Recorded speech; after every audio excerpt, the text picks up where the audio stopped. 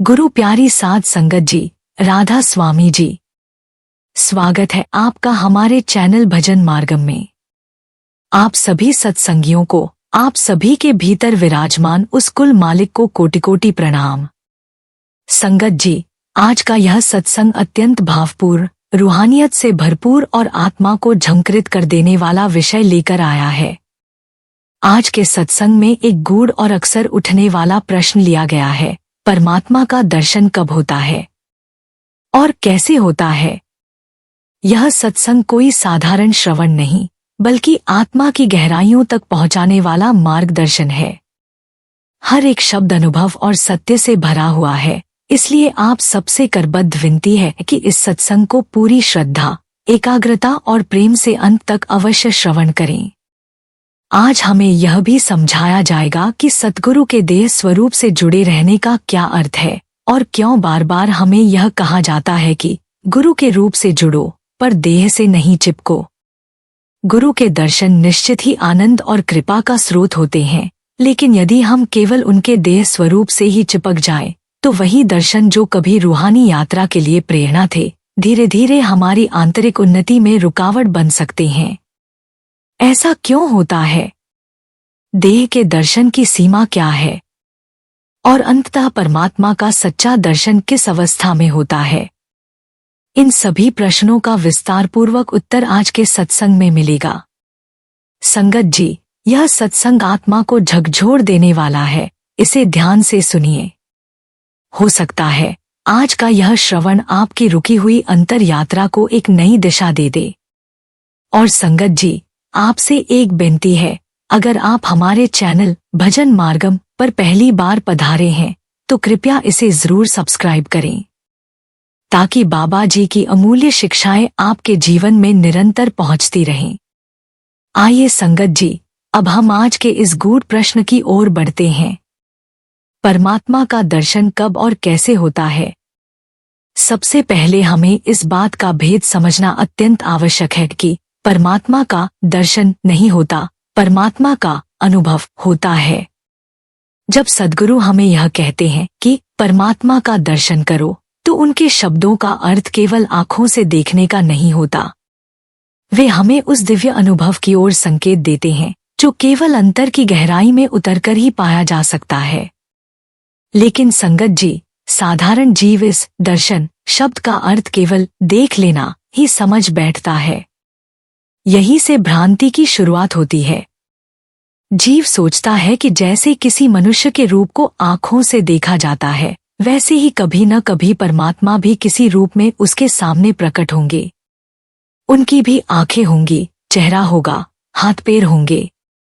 परंतु संत महात्मा हमें बार बार इस भ्रांति से बाहर लाने का प्रयत्न करते हैं। उनका उपदेश है कि परमात्मा का कोई रंग, रूप, आकार, चेहरा या शरीर नहीं है। वह तो शुद्ध चेतना है जो अनुभव के रूप में भीतर प्रकट होती है। जो जीव उस निराकार परमात्मा को किसी विशेष रूप, मूर्ति या आकार में पूजना शुरू कर देता है, वह उस कुल मालिक के वास्तविक स्वरूप से अनभिज्ञ रह जाता है। क्योंकि परमात्मा एक भाव, एक स्थिति विशेष की अनुभूति है, कोई दृश्य नहीं। यदि हम भीतर उतरकर उस अनुभव को पाना चाहते हैं, तो हमें शून्यता के तल तक पहुंचना होगा। वहां कोई रंग, कोई रूप, कोई तमाशा, कोई दृश्य नहीं होता। वहां बस मौन होता है, प्रेम होता है, अनुभव होता है। अगर हम ऐसी अपेक्षा लेकर ध्यान में बैठते हैं कि हमें कोई आकृति दिखाई देगी, कोई रूप नजर आएगा, तो हम उस शून्यता में उतर ही नहीं पाएंगे। क्योंकि हमारी ये आंखें, ये मन, ये विचार सब काल की सीमाओं में बंधे हुए हैं। इसीलिए संगत जी, संत महात्माओं ने बार बार हमें देह की पूजा से रोका है। उन्होंने कहा है, गुरु के उपदेश को मानो, देह को मत पूजो। गुरु के सामने दिया जलाना, बार बार मत्था टेकना, इससे कुछ हासिल नहीं होता। क्योंकि वह देह मिट्टी है और एक दिन मिट्टी में ही मिल जाएगी। सच पूछो तो जिस देह को तुम पूजते हो, वह केवल एक माध्यम है। असल पूजा उस चेतना की है, उस आत्मा की है। जो उस देह के भीतर विराजमान है, जो तुम्हारे भीतर भी विराजमान है। संगत जी, परमात्मा की झलक यदि इस जीवन में मिल जाए तो वास्तव में यह मनुष्य शरीर पाना एक अत्यंत दुर्लभ सौभाग्य बन जाता है। लेकिन यदि इस अमूल्य शरीर के बावजूद हम उस कुल मालिक का अनुभव न कर सकें तो यह जीवन व्यर्थ चला जाता है। इसलिए संत महात्मा बार बार हमें समझाते हैं कि इस शरीर, रूप और रंग के मोह से ऊपर उठो, क्योंकि यह सारा तमाशा काल का है और काल की सीमा में फंसे रहकर हम परमात्मा तक नहीं पहुंच सकते। किसी भी देह, किसी भी स्वरूप से मोह करना हमें उसी काल की जंजीरों में बांध देता है। यहाँ तक कि अगर हम सद्गुरु की देह से भी मोह कर लें और केवल उसी स्वरूप से चिपक जाए तो हमारी रूहानी तरक्की रुक जाती है।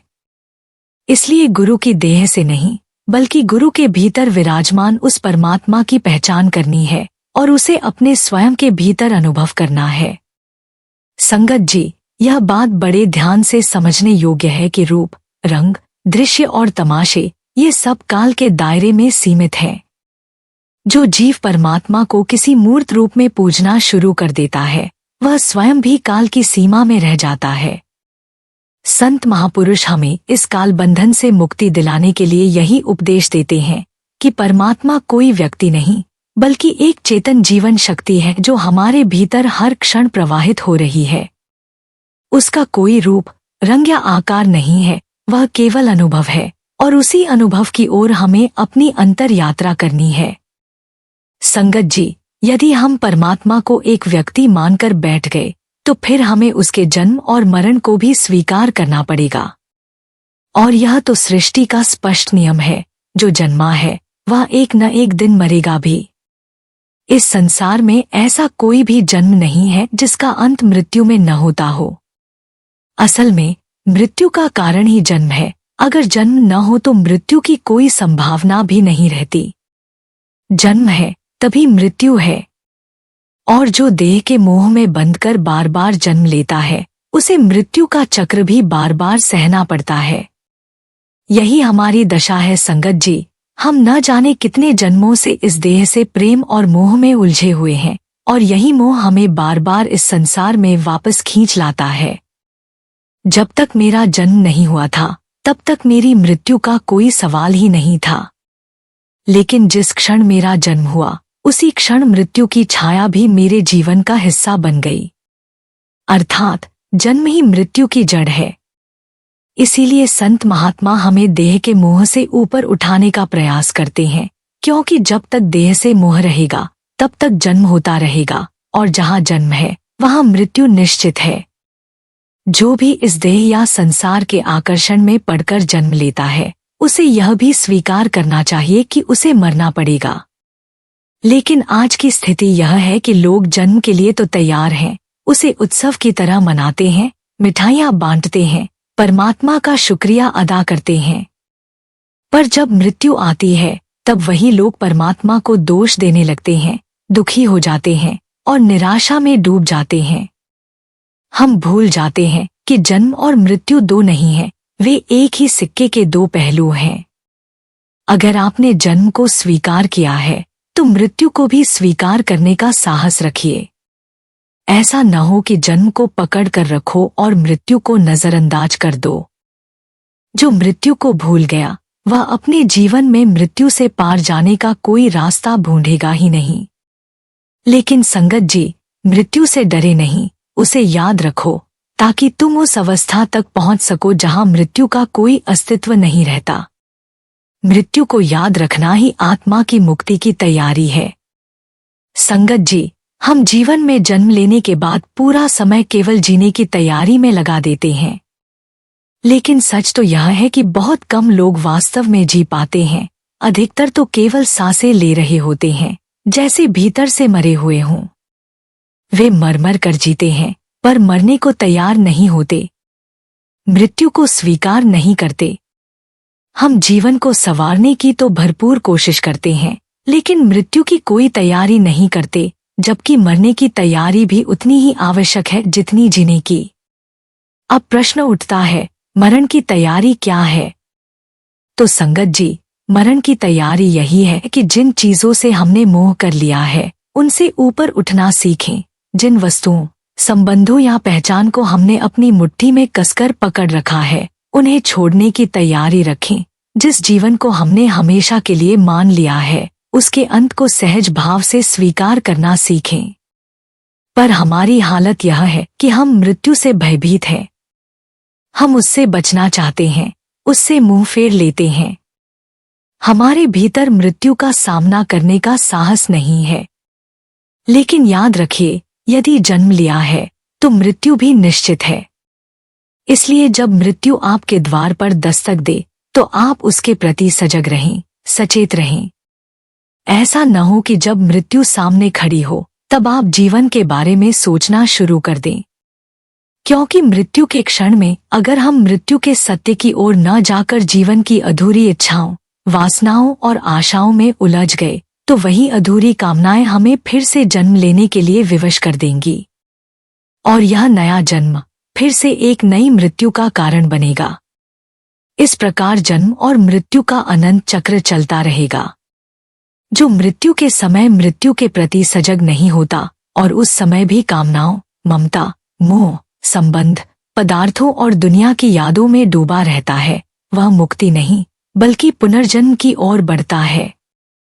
मृत्यु की घड़ी में हमारी चेतना यदि संसार में ही अटकी रह जाए तो वही अटकाव हमें बार बार जन्म और मृत्यु के बंधन में डाल देता है।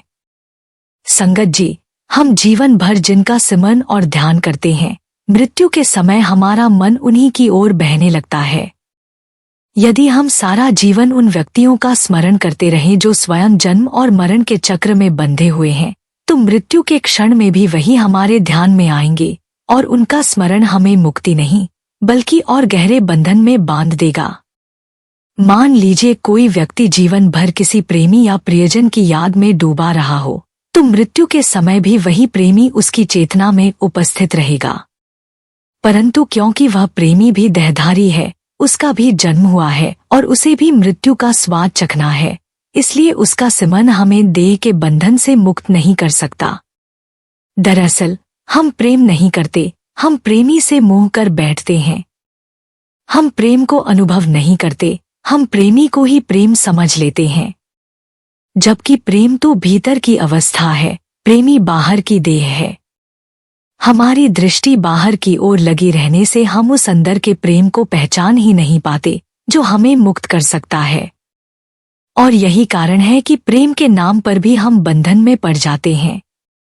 स्मरण रहे, प्रेम नहीं बल्कि प्रेम का बंधन बंधनकारी होता है। असली प्रेम जो हमें देह और संसार से ऊपर उठाता है वह बाहर नहीं, हमारी आत्मा के भीतर मौजूद है। जब किसी से प्रेम होता है तो उसका असर भीतर होता है। हमारे विचार, भावनाएं, दृष्टिकोण सब बदल जाते हैं। वह अनुभव हमारे भीतर होता है, पर हम उसे भीतर तलाशने के बजाय उस प्रेम को बाहर के व्यक्ति में खोजने लगते हैं और फिर उसी व्यक्ति का मोह हमें जकड़ लेता है। और संगत जी, यही मोह अंत समय में भी हमारी चेतना को उसी व्यक्ति की ओर मोड़ देता है। मृत्यु के समय जो स्मरण में होता है वही हमारी गति को तय करता है। इसलिए अगर हमारा ध्यान उन लोगों पर रहा जो स्वयं जन्म मरण में हैं, तो हम भी उन्हीं के साथ उस चक्र में फंस जाते हैं।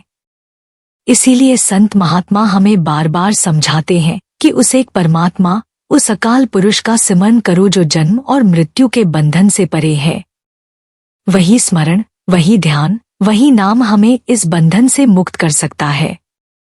लेकिन इसके लिए यह आवश्यक है कि हम परमात्मा को व्यक्ति न समझें बल्कि उसे एक चेतन शक्ति, एक अनुभव के रूप में जानें। अगर हम उसे भी एक देहधारी व्यक्ति मान लेते हैं तो हम अनजाने में परमात्मा को भी जन्म मरण के घेरे में खींच लाते हैं और उसका सिमरन भी हमें मुक्ति नहीं दे पाता। यही कारण है कि कई लोग जीवन भर पूजा पाठ करते रहते हैं लेकिन अंत में भी उन्हें मुक्ति का अनुभव नहीं हो पाता, क्योंकि वे परमात्मा को एक रूप, एक मूर्ति या एक व्यक्ति में बांध चुके होते हैं। सच्चा सिमरन वही है जो हमें उस निराकार, अजन्मा, अमर शक्ति से जोड़े। वही सिमरन मृत्यु के समय हमारा सहारा बनता है और जन्म मरण के चक्र से परे ले जाता है। संगत जी, परमात्मा कोई व्यक्ति नहीं बल्कि एक शक्ति है, एक ऐसी चेतन ऊर्जा जो हमारे प्राणों को निरंतर संचालित कर रही है। जब कहा जाता है कि भीतर बैठे परमात्मा का दर्शन करो, तो इसका अर्थ यह नहीं कि देह के भीतर कोई विशेष आकार प्रकार वाला परमात्मा बैठा है जिसे आंखें बंद करके देखा जा सकता है। असल में यह उस शक्ति की ओर संकेत है जो हमारे भीतर जीवन के रूप में प्रवाहित हो रही है। जब हमारा उस ऊर्जा से मिलन होता है, वही मिलन परमात्मा से जुड़ने का अनुभव होता है। इसलिए संत महात्मा समझाते हैं कि परमात्मा को कभी व्यक्ति मत समझो। यदि हम उसे किसी रूप, रंग या आकार में कल्पित करते हैं तो हम सत्य से भटक जाते हैं। जिस परमात्मा का कोई रूप नहीं, उसका रूप बनाकर सिमरन करना आत्मा को उसकी असल मंजिल तक पहुंचने से रोक देता है। इसलिए ध्यान के समय हमें किसी मूर्ति, किसी रूप, किसी कल्पना को देखने की बात नहीं कही जाती, बल्कि अंधकार में ठहरने की साधना दी जाती है। जब हम आंखें बंद करते हैं और जो अंधकार दिखाई देता है, उसी में टिकने को कहा जाता है। गुरु का स्वरूप प्रारंभिक साधना में हमारी सहायता करता है। वह हमें उस अंधकार में टिकने का सहारा देता है, लेकिन वही सहारा भी एक समय पर छोड़ना होता है। यदि हम गुरु के स्वरूप से ही चिपक जाते हैं और उसे छोड़ने को तैयार नहीं होते, तो वह भी एक बंधन बन जाता है जिससे मुक्ति नहीं मिलती। ध्यान का असल अभ्यास तब शुरू होता है जब हम उस भीतर के अंधकार में ठहरने लगते हैं। शुरुआत में वह अंधकार भारी और घना लगता है, लेकिन जैसे जैसे साधक वहां स्थिर होना सीखता है, धीरे धीरे उसी अंधकार में प्रकाश की झलक मिलने लगती है। यही साधना का रहस्य है, भीतर उतरना, किसी रूप का ध्यान नहीं बल्कि उस निराकार की ओर प्रवाहित होना जो हमारे प्राणों की शक्ति है, जो परमात्मा है। संगत जी, जब हम रात को कमरे की लाइट बंद करते हैं और रोशनी से अंधेरे में जाते हैं, तो शुरुआत में सब कुछ काले पर्दे की तरह दिखाई देता है, कुछ भी साफ नजर नहीं आता। लेकिन कुछ समय बाद उसी अंधेरे में हमारी आंखें धीरे धीरे देखने लगती हैं और उस अंधेरे में भी चीजें स्पष्ट होने लगती हैं। यही प्रक्रिया भीतर भी घटती है। जब हम ध्यान में बैठते हैं तो बाहर की रोशनी में डूबी आंखें अंदर मुड़ते ही पूर्ण अंधकार से भर जाती हैं। पहले पहल हमें केवल अंधकार ही दिखाई देता है, लेकिन यदि हम उस अंधकार में अपने ध्यान को टिकाए रखें तो धीरे धीरे वह अंधकार भी पारदर्शी होने लगता है और भीतर का मार्ग स्पष्ट दिखाई देने लगता है। समस्या यह है कि हम उस अंधेरे में टिक नहीं पाते। हमारी आदतें, कल्पनाएं और विचार, ये सब हमें भीतर ठहरने से रोकते हैं। जैसे ही हम अंधेरे में प्रवेश करने लगते हैं, विचारों की दीवारें खड़ी हो जाती हैं और हमारा ध्यान भटक जाता है। हम विचारों को ही देखने लगते हैं और अंधेरे को भूल जाते हैं। ऐसे में गुरु के स्वरूप का ध्यान सहायक सिद्ध होता है। गुरु का ध्यान उन विचारों की दीवारों को तोड़ता है और हमें भीतर के अंधकार में ठहरने का अवसर देता है। जब हम धीरे धीरे उस अंधकार को देखना शुरू करते हैं, तो वहां भी प्रकाश की झलक मिलनी शुरू हो जाती है। इसलिए ध्यान की यात्रा अंधेरे से होकर ही प्रकाश तक पहुंचती है और उस अंधेरे में टिकना ही सच्चे साधक की पहली कसौटी है। संगत जी, प्रकाश तक पहुंचने का मार्ग अंधकार से होकर ही गुजरता है। यदि आप यह सोचें कि भीतर के अंधकार को टालकर सीधे प्रकाश में प्रवेश कर सकते हैं, तो यह संभव नहीं। जो भीतर अंधकार दिखाई देता है, उसी में टिककर, उसी से गुजरकर ही प्रकाश का अनुभव होता है। जैसे जैसे ध्यान अंधकार में स्थिर होता है, वैसे वैसे मन की पकड़ ढीली पड़ने लगती है, मन का लय, मन की मृत्यु आरंभ होती है। लेकिन हम अक्सर इस प्रक्रिया को अधूरा छोड़ देते हैं। ध्यान को अंधकार में टिकाने की बजाय उसे फिर से मन की गतिविधियों पर केंद्रित कर लेते हैं, जिससे मन और अधिक सक्रिय हो जाता है। जब तक हम अंधकार में टिक नहीं पाते, तब तक प्रकाश का उदय नहीं होता। यदि ध्यान केवल मन में ही उलझा रहेगा, तो मन कभी भी अंधकार में उतरने नहीं देगा, और जब अंधकार में प्रवेश ही नहीं हुआ, तो प्रकाश की झलक कैसे मिलेगी? आप स्वयं देख सकते हैं, जब ध्यान में बैठते हैं और आंखें बंद करते हैं, तो बहुत कम लोगों को सच्चा अंधकार दिखाई देता है। अधिकांश लोग विचारों में, कल्पनाओं में ही उलझे रहते हैं। यह उलझाव हमें न तो परमात्मा तक पहुंचने देता है, न आत्मा तक, न प्रकाश तक, और न ही सच्चे अंधकार तक। हमारे भीतर विचार इतनी तीव्रता से दौड़ते हैं कि वे उस मौन अंधकार को ढक लेते हैं जो असल में प्रकाश को जन्म देने वाला है। अगर विचार थम जाएं, तो केवल अंधकार शेष रह जाएगा, और वही अंधकार प्रकाश का द्वार है। संगत जी, हमारा मन न केवल हमें बाहर की दुनिया में दौड़ाता है, बल्कि ध्यान के समय भी भीतर स्थिर नहीं होने देता। जब हम बाहर सक्रिय होते हैं, तब तो मन की भागदौड़ समझ आती है, पर हैरानी की बात यह है कि जब हम आंखें बंद कर भीतर की ओर मुड़ते हैं, तब भी मन दौड़ना नहीं छोड़ता। भीतर बैठकर भी यह मन हमें टिकने नहीं देता। यही कारण है कि संत महापुरुष कहते हैं, मन का बहुत बड़ा जोर है।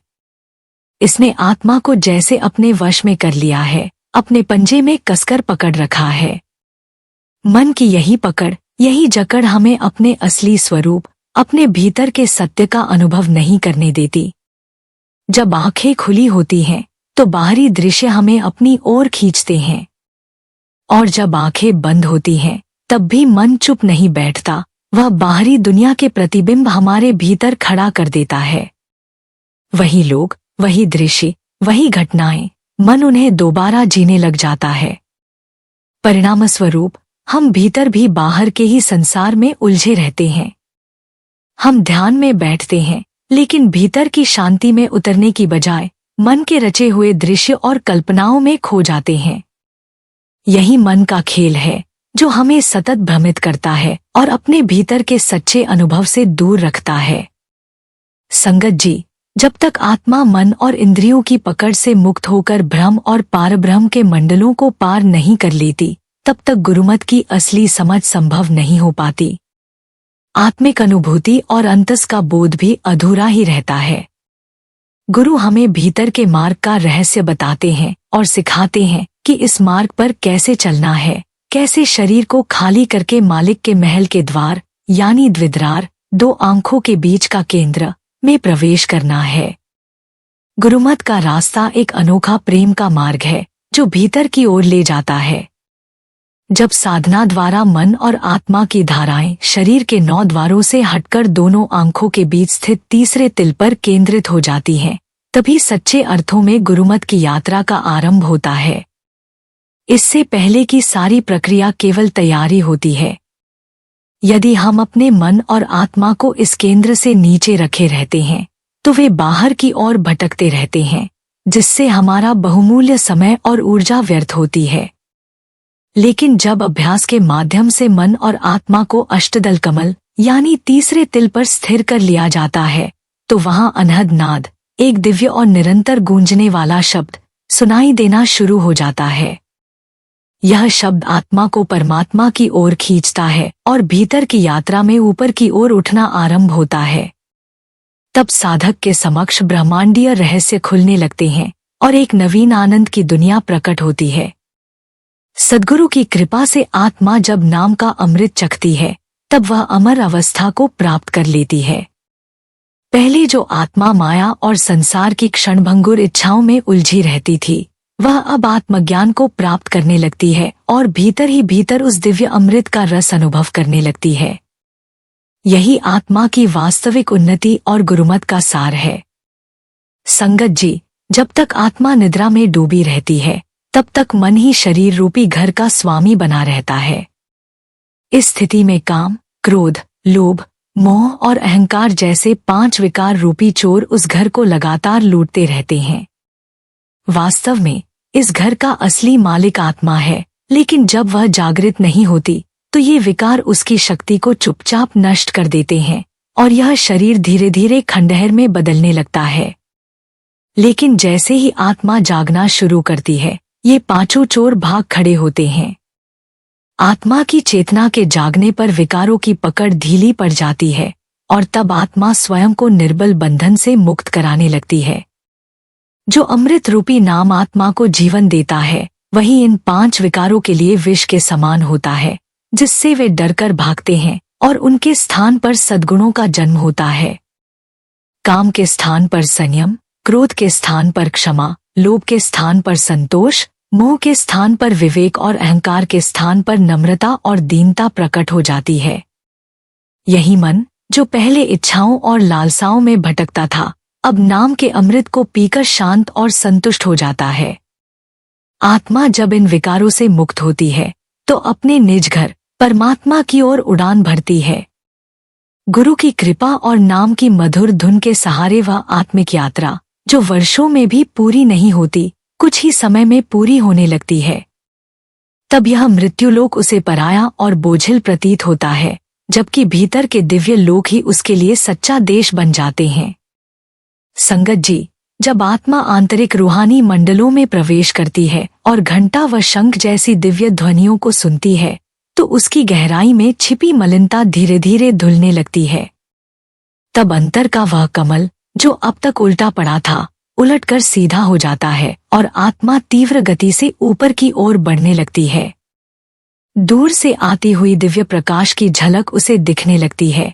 वही प्रकाश जो हमारे भीतर सदा से विद्यमान है, अब प्रत्यक्ष रूप में प्रकट होने लगता है। यहाँ सहस्रदल कमल, सहस्त्रार चक्र का द्वार खुलता है। इस दिव्य कमल में 1000 पंखुड़ियां होती हैं, जिनसे एक अलौकिक प्रकाश फूटता है। गुरुमत में इसे आध्यात्मिक यात्रा की प्रथम मंजिल माना जाता है, जबकि संसार के अनेक धर्म इसे ही आखिरी और सबसे ऊंची मंजिल समझते हैं। यह स्थान सूक्ष्म जगत के स्वामी निरंजन का क्षेत्र है। सहस्रार के बाद आत्मा ब्रह्म मंडल की ओर बढ़ती है, जिसे त्रिकुटी कहा जाता है। त्रिकुटी ही वह क्षेत्र है जहां सृष्टि की रचना, पालन और संहार का नियंत्रण होता है। इन दोनों मंडलों, सहस्रदल और त्रिकुटी, को आपस में जोड़ने वाला मार्ग सरल नहीं होता, उसे बंकनाल कहा जाता है। आत्मा जब इस टेढ़मेढ़े मार्ग को पार कर लेती है, तब वह ब्रह्मलोक की ओर अग्रसर होती है। त्रिकुटी मन का वास्तविक स्थान है। जब आत्मा वहां पहुंचती है, तब मन के समस्त विकार नष्ट हो जाते हैं और मन अपने मूल स्रोत ब्रह्म में लीन हो जाता है। आत्मा को यहाँ लंबा समय व्यतीत करना पड़ता है, क्योंकि यही वह मंडल है जहाँ उसके संचित कर्म संग्रहित होते हैं। जब तक इन कर्मों का पूर्ण क्षय नहीं होता, आत्मा आगे नहीं बढ़ सकती। त्रिकुटी आत्मा के लिए एक ऐसी दिव्यता से भरा स्थान है, जिसे शब्दों में पूरी तरह व्यक्त नहीं किया जा सकता। जैसे कोई अजगर अपने शिकार को दूर से खींच लेता है, वैसे ही त्रिकुटी की शब्द धुन आत्मा को अपनी ओर आकर्षित करती है और उसे ऊपर की ओर खींचने लगती है। संगत जी, यह बात समझना अत्यंत आवश्यक है कि जब तक साधक नाम या शब्द से जुड़ता नहीं, तब तक उसका अहम यानी अहंकार नष्ट नहीं होता। जब तक हम अपने भीतर की यात्रा आरंभ नहीं करते, तब तक यह अहंकार जीवित रहता है और यही अहंकार हमें दुखों और बंधनों से मुक्त नहीं होने देता। दान, पुण्य, तप, जप, पूजा पाठ, व्रत आदि साधन यदि फल की इच्छा से किए जाएं, तो वे हमें मोक्ष नहीं दिला सकते। शुभ कर्म यदि लोहे की जंजीरें नहीं तो सोने की बेड़ियां बन जाती हैं। पर जंजीर चाहे सोने की हो या लोहे की, कैद तो कैद ही रहती है। इन कर्मों से हम जन्ममरण के चक्र से बाहर नहीं निकल सकते। इसलिए यह चुनाव साधक को स्वयं करना होता है। क्या वह 9 द्वारों, इंद्रियों के माध्यम से बाहरी जगत में ही उलझा रहना चाहता है, या उन द्वारों से बाहर निकलकर भीतर की ओर यात्रा करना चाहता है? गुरुमत का मार्ग किसी पर थोपे नहीं जाता। यह पूरी तरह आपकी स्वेच्छा और समझ पर आधारित है। यदि आप बाहर भटकना चाहते हैं, आपकी मौज, और अगर आप भीतर सरक कर आत्मिक यात्रा शुरू करना चाहते हैं, तो भी आपकी मौज।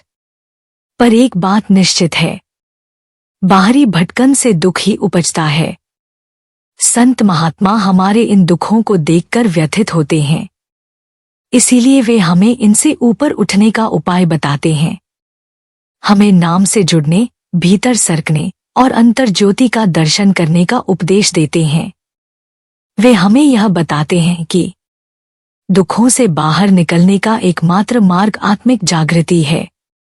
पर यदि कोई दुख में ही पड़े रहना चाहता है तो फिर उसे संतों के उपदेश सुनने की आवश्यकता नहीं, क्योंकि सच्चाई यह है कि बहुत से लोग ऐसे हैं जो ना संतों की बात सुनते हैं, ना समझते हैं, ना उस पर चलते हैं। वे उसी भ्रम, मोह और भटकाव में जीवन व्यतीत कर देते हैं। संगत जी, जब आपसे यह कहा जाता है कि अपने ख्याल को 9 द्वारों से बाहर निकालें, तो उसका उद्देश्य केवल इतना है कि आपके भीतर व्याप्त दुख और पीड़ा से आपको मुक्त किया जा सके। आप में से बहुत से जीव दुखी हैं, परेशान हैं, और यह दुख किसी और के कारण नहीं, बल्कि हमारी अपनी भटकती दृष्टि और बाह्य जगत में उलझन के कारण है। ध्यान रखें, किसी और के हाथ में हमारे दुख दूर करने की शक्ति नहीं है। यह शक्ति आपके अपने भीतर है। जिस दिन आप भीतर की ओर सरक जाएंगे, उसी दिन से आपके दुख कम होने लगेंगे। हर सत्संग, हर उपदेश बार बार इसीलिए दोहराया जाता है कि कभी तो आपके भीतर यह जागरूकता जन्म ले कि बाहरी भटकन और 9 द्वारों में ही उलझे रहने से केवल दुख ही इकट्ठे हो रहे हैं। जिस दिन यह विचार गहराई से आपके भीतर उतर जाएगा, उसी दिन आप भीतर मुड़ने को तैयार हो जाएंगे। पर सत्य यह है कि हम अभी भी भीतर मुड़ने को तैयार नहीं हैं। संत महात्मा निरंतर प्रयास करते हैं, सत्संगों के माध्यम से, उपदेशों के माध्यम से, अपने प्रेम और करुणा के माध्यम से, ताकि किसी तरह हमें भीतर की ओर मोड़ा जा सके। पर हमारी दृष्टि ऐसी बहिर्मुखी हो चुकी है कि हम निरंतर बाहर की ओर ही भागते चले जा रहे हैं। 9 द्वारों में ही उलझे रहना, इंद्रियों के भोगों में फंसे रहना, यही हमारे दुखों का मूल कारण है। दुखद बात यह है कि हम आज भी इन भोगों से मुंह मोड़ना नहीं चाहते। संगत जी, हम भली भांति जानते हैं कि इंद्रियों के भोग ही हमारे दुखों का मुख्य कारण है। हमें यह भी मालूम है कि बाहरी संसार दुख उत्पन्न करता है और भीतर अमृत बरसता है। फिर भी हम भीतर की ओर मुड़ते नहीं। यहीं से हमारी भीतरी मूर्छा और गहरी नींद का पता चलता है। यह स्पष्ट हो जाता है कि हम किस कदर आत्मिक रूप से सोए हुए हैं। हम उपदेश सुनते हैं, समझते हैं, फिर भी भीतर की ओर नहीं जाते, बल्कि उसी बाहरी संसार में भटकते रहते हैं। हम सत्संग में जाते हैं, वहां उपदेश मिलता है कि हमें भीतर मुड़ना चाहिए, लेकिन सत्संग समाप्त होते ही हम फिर उन्हीं विचारों, वासनाओं और भोगों में डूब जाते हैं। अब तो हालत यह हो गई है कि सत्संग के समय भी हमारा ध्यान बाहर ही होता है। हम शरीर से सत्संग में बैठे होते हैं, लेकिन भीतर मन अपनी ही दुनिया में घूमता रहता है। कभी आने वाले कामों की चिंता, कभी इच्छाओं की लहरें। यहाँ तक कि सत्संग में भी हम इंद्रियों के भोगों की ही कल्पनाएं कर रहे होते हैं। तो प्रश्न उठता है, आखिर ऐसा क्यों है? सच यह है कि हमने कभी सत्संग के उपदेशों को ध्यानपूर्वक और समर्पण के साथ सुना ही नहीं। जब हम सत्संग सुनते हैं, तब भी भीतर अपने ही मन में उलझे होते हैं। हमारे भीतर की आवाज, हमारे ख्याल, हमारी योजनाएं वही चलते रहते हैं और गुरु का वचन हम तक पहुंचता ही नहीं।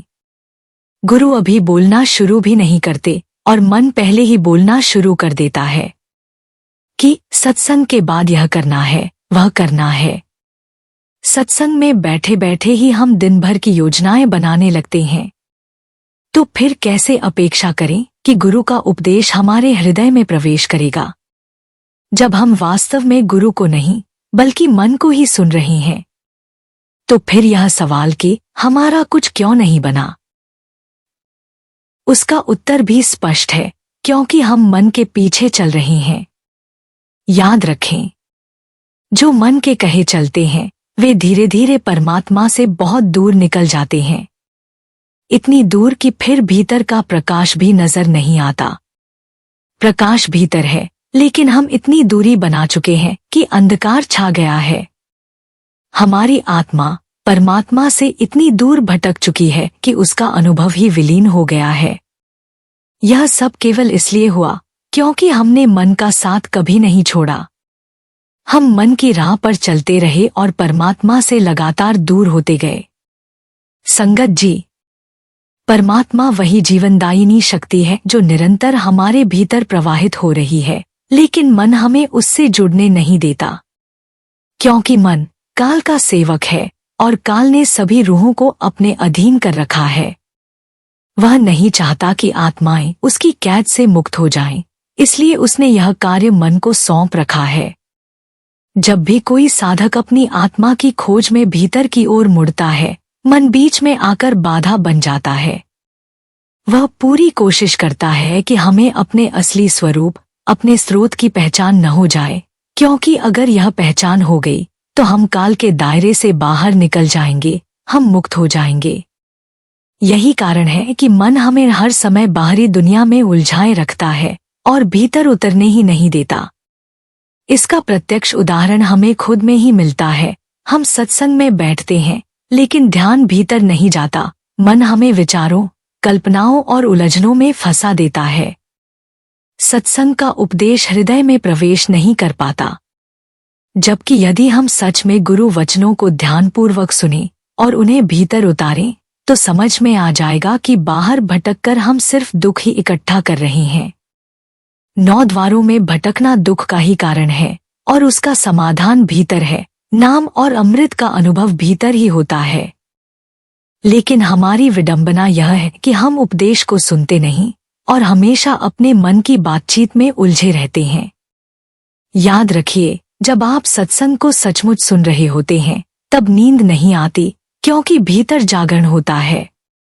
लेकिन जब आप मन से बातचीत कर रहे होते हैं, तब आप थककर सो जाते हैं, और सोना कोई मुक्ति नहीं है, जागरण ही मुक्ति है।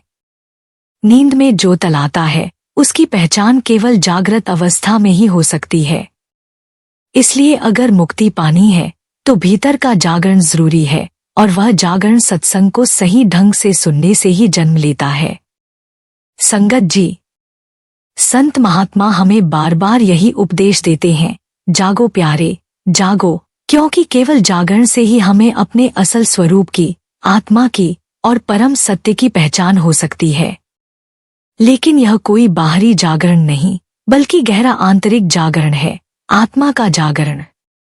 आज स्थिति यह है कि आत्मा सोई हुई है और मन जागा हुआ है। यही कारण है कि मन लगातार अपनी चाल चलता रहता है, हमें भ्रमित करता है और काल के दायरे में बांधे रखता है। जब तक आत्मा सोई रहेगी, तब तक मन का हुक्म चलता रहेगा। लेकिन जिस क्षण आत्मा जागृत होती है, उसी क्षण मन का प्रभाव कम होने लगता है। तब मन आत्मा का सेवक बन जाता है, उसका हुक्म मानता है। पर आत्मा का यह जागरण तब तक नहीं हो सकता, जब तक हम स्वयं को केवल विचार, शरीर या इंद्रियों के भोग समझते रहेंगे। जब तक भोगों में लिप्त रहेंगे, आत्मा की पहचान नहीं होगी, जागरण नहीं होगा, और मन ही हमारा स्वामी बना रहेगा। मन ने अनगिनत आत्माओं को काल की कैद में बांध रखा है। यहाँ तक कि जो जीव गुरु की शरण में जा चुके हैं, जिन्होंने नाम की दीक्षा ले रखी है, वे भी यदि उपदेश को ध्यानपूर्वक नहीं सुनते, तो काल के दायरे से मुक्त नहीं हो पाते। इसका मूल कारण यही है कि हम गुरु के उपदेश को वास्तव में सुनते ही नहीं, उसकी गहराई में उतरते नहीं। सत्संग के समय भी हमारा ध्यान गुरु के वचनों पर नहीं, बल्कि मन की निरंतर चलती बातचीत पर लगा रहता है। सत्संग थोड़ी देर का होता है, लेकिन मन का शोर पूरे दिन चलता रहता है, कभी चुप नहीं होता। और जब तक हम इसी शोर में डूबे रहेंगे, तब तक न सत्य की खबर मिल सकेगी, न आत्मा का अनुभव। इसलिए संतों का स्पष्ट संदेश है, मन के पीछे मत भागो, उसके वश में मत हो जाओ, बल्कि मन को अपने वश में करो। तभी जीवन का सच्चा उद्देश्य पूर्ण होगा और आत्मा काल की सीमा से बाहर निकलकर परमात्मा से मिलन कर सकेगी। मन को वश में करने का सबसे सरल और सहज उपाय यही है कि हम यह गहराई से समझें और स्वीकार करें कि हम मन नहीं हैं, हम शरीर भी नहीं हैं। हमारा असली स्वरूप आत्मा है। लेकिन यह स्वीकार करना इतना आसान नहीं होता, क्योंकि हमने पूरी जिंदगी खुद को मन ही समझा है। आज भी हम हर पल खुद को मन के रूप में ही अनुभव करते हैं। मन जो इच्छाएं और वासनाएं उत्पन्न करता है, हमें वे अपनी ही लगती हैं। हम यह भूलकर बैठते हैं कि यह इच्छाएं हमारी नहीं बल्कि मन की रचना है। हम मन द्वारा उत्पन्न लालसाओं और आकर्षणों को अपना समझ बैठते हैं और उनके पीछे भागने लगते हैं। इसी भ्रम में हम बार बार उलझते हैं और अपने असली स्वरूप से दूर हो जाते हैं। मन हम नहीं है, हम आत्मा हैं। इसलिए हमें मन के पीछे नहीं चलना चाहिए, बल्कि आत्मा में अपने असली स्वरूप में टिकना सीखना चाहिए। संत महात्मा इसी उद्देश्य से इस संसार में आते हैं ताकि वे हमें अपने भीतर ठहरने की कला सिखा सकें। क्योंकि हम ठहरना नहीं जानते। हम ध्यान में आंखें बंद करते हैं, लेकिन उस अंधकार में भी नहीं ठहर पाते। हम बस दौड़ते रहते हैं, विचारों में, वासनाओं में, इच्छाओं में। हमें बस भागना आता है, रुकना नहीं आता। यही कारण है कि परमात्मा को संत महापुरुषों का रूप धारण करके इस संसार में आना पड़ता है, ताकि वे हमें अपने वास्तविक स्वरूप की पहचान करवा सकें और उस पहचान में ठहरने का सही मार्ग दिखा सकें। सच्चा और असल उपदेश यही है कि हम मन नहीं हैं। यह हमारी सबसे बड़ी भूल है कि हम मन द्वारा खड़ी की गई इच्छाओं और वासनाओं को अपना मान लेते हैं, जबकि हमारा एक स्वतंत्र, शुद्ध और चैतन्य अस्तित्व है, जिसे जानना ही इस जीवन का सच्चा उद्देश्य है। लेकिन दुर्भाग्यवश हम उस अस्तित्व की पहचान नहीं कर पाते, उसे अनुभव नहीं कर पाते। हम प्रयास करते हैं पर भीतर नहीं उतर पाते। इसीलिए संत महात्मा इस संसार में आते हैं ताकि हमें हमारे असल स्वरूप का अनुभव हो सके। वे हमें भीतर जाने की युक्तियां, साधन और अभ्यास के मार्ग बताते हैं। कोई संत श्वास की विधि देता है, कोई 5 नाम की साधना, तो कोई अन्य ध्यान का तरीका सिखाता है। हमें जो अभ्यास सहज और सुगम लगे, जिस विधि से हमारा मन जुड़ सके, हमें उसी मार्ग पर चलना चाहिए। लेकिन एक बात हमेशा याद रखनी चाहिए, ये सभी युक्तियां, ये सारे साधन केवल एक उद्देश्य के लिए हैं, हमें भीतर की झलक दिलाने के लिए, भीतर के साक्षात्कार तक पहुंचाने के लिए।